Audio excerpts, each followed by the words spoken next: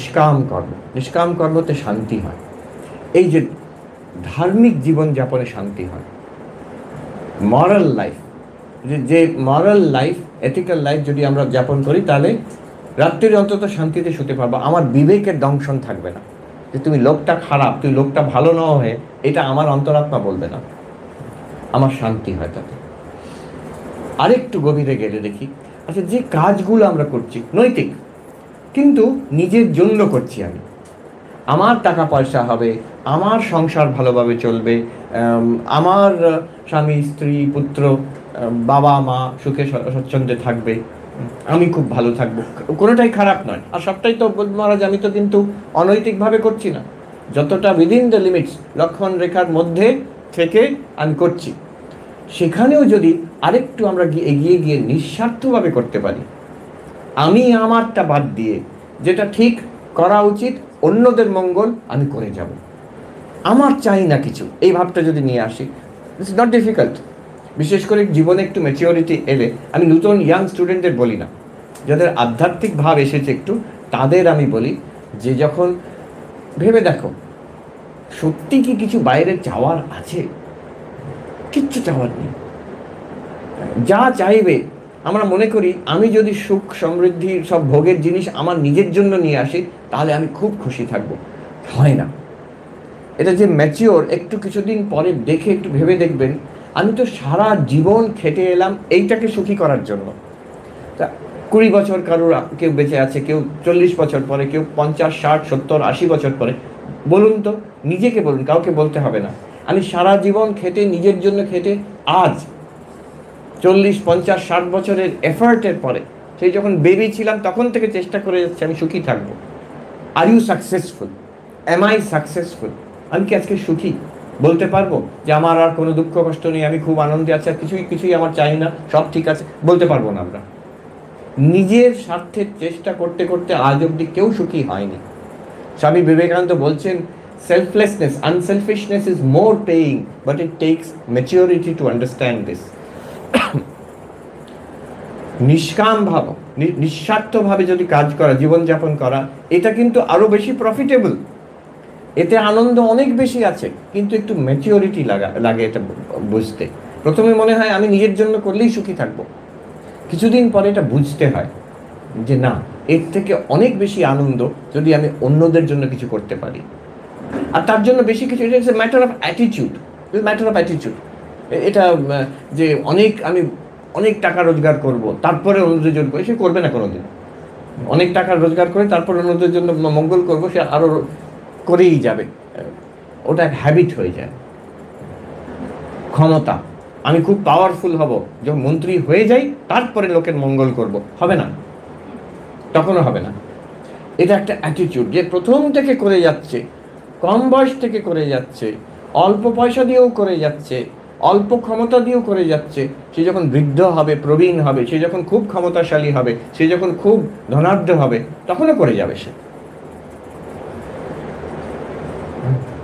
আমাকে একজন বলেছিলেন, আমি নাম করছি না তাকে, তিনি আমেরিকার একটা খুব বড় ফ্যাশনের দোকানে কাজ করেন।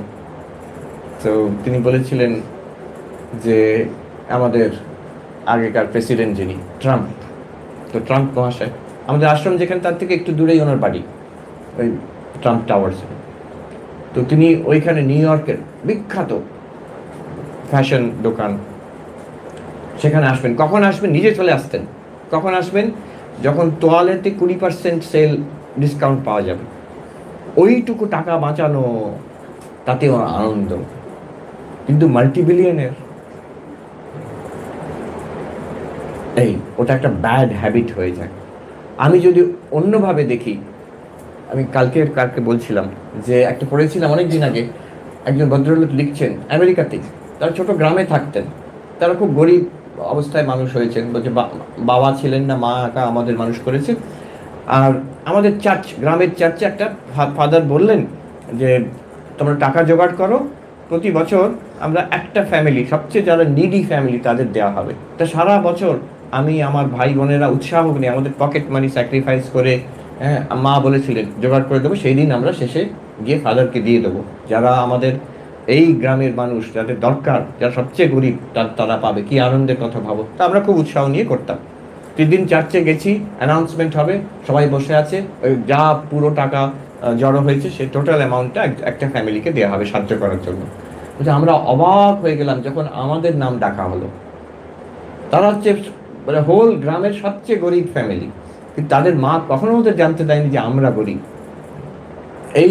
এই ফিলিংটা খুব স্ট্রং ওখানে আমেরিকাতে আমি দেখেছি। এটা খুব শেখার মতন। আমি ওখানে দেখেছি অতি বৃদ্ধা আমাদের আশ্রমেই আছেন 97 ইয়ার্স, যিনি সিনিয়র মোস্ট, যিনি ভক্ত। আরেকজন আছেন 90 ইয়ার্স। কারুর কখনো ওই সাহায্য নেবার না, আমি দেবো অন্যদের, আমি ঠিক আছে, কিছু দরকার নেই, একটা হাতটা ধরি, বলছি ডোন্ট টাচ, আমি ঠিক আছে, আই উইল ট্রাই। অতি কষ্টে হাঁটছেন হয়তো। এই যে অন্যদের দেওয়া, তাতে কিন্তু তারা আনন্দ পাচ্ছে, নিষ্কাম সেবাতে আনন্দ। তার জন্য সাধু সন্ন্যাসী হয়, স্কুল কলেজ হাসপাতাল ইউনিভার্সিটি খুলতে হবে তা নয়, কিন্তু যে যেখানে আছে সেটা দিয়ে সে আনন্দ পাবে, শান্তি, আরো গভীর শান্তি, নৈতিক জীবনযাপন, শান্ত মন, নিষ্কাম জীবনযাপন। আমি চাই না, অন্যদের জন্য যতটা হোক, মনে মনে একটা চেঞ্জ দি অ্যাটিটিউড একটু হলেও যদি করতে পারি, তাতে আরো শান্তিটা আরো গভীর হয়। আমাদের একজন সন্ন্যাসী আমি শুনেছিলাম, তাকে আমি দেখিনি, তিনি আমাদের ইয়াং সন্ন্যাসীদের বলতেন, বেনারস সেবাশ্রম হাসপাতালে বলতেন যে বাপু তোমরা কি বলো যে সন্ন্যাস জীবনে তোমাদের স্ট্রাগল, কাম ক্রোধ লোভ মোহ, এই নিয়ে তোমাদের মন খারাপ হচ্ছে, স্ট্রাগল করতে হচ্ছে, যা হয় প্রথম দিকে ব্রহ্মচারী মরতে আমাদের প্রথম জীবনে। আমার তো কোনোদিন ওইসব বাপু মনে হয়নি। কেন?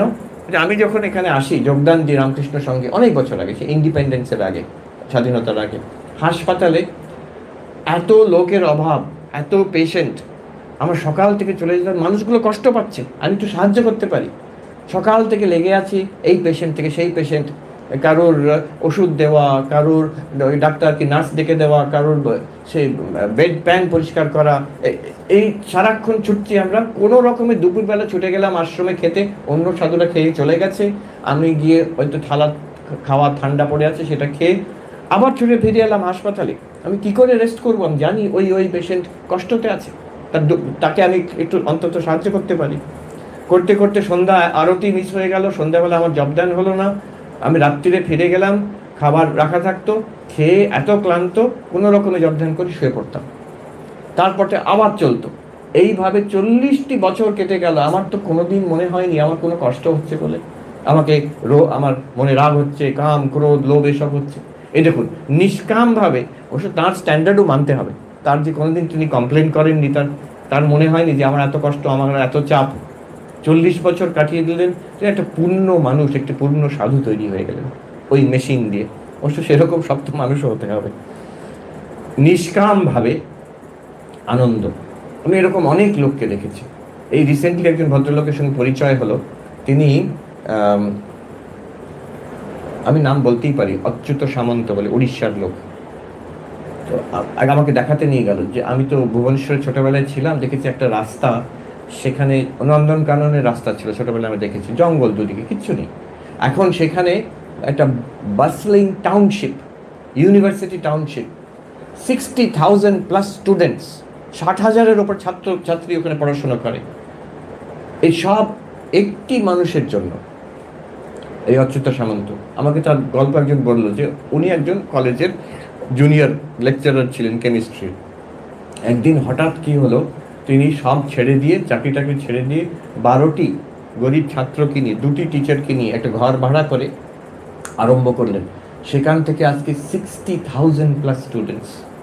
ওই কিট ইউনিভার্সিটি, অনেক বেঙ্গল থেকে অনেক যায়, engineering college, medical college, law college, তারপরে ম্যানেজমেন্ট কলেজ, আরও কত কি সব দেখাচ্ছিলেন আমাকে, আরও বেড়েই চলেছে।